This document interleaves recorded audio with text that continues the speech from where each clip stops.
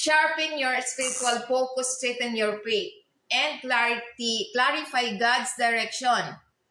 So dahil ito yung pag-aayuno natin na sinasabi, ang panalangin at pag-aayuno ay nagdaragdag ng pananampalataya at kalinawan. So, clarity. So kaya tayo, kapag tayo'y nag-aayuno, prayer and fasting, sharpen your spiritual focus, strengthen your faith, and clarify God's direction.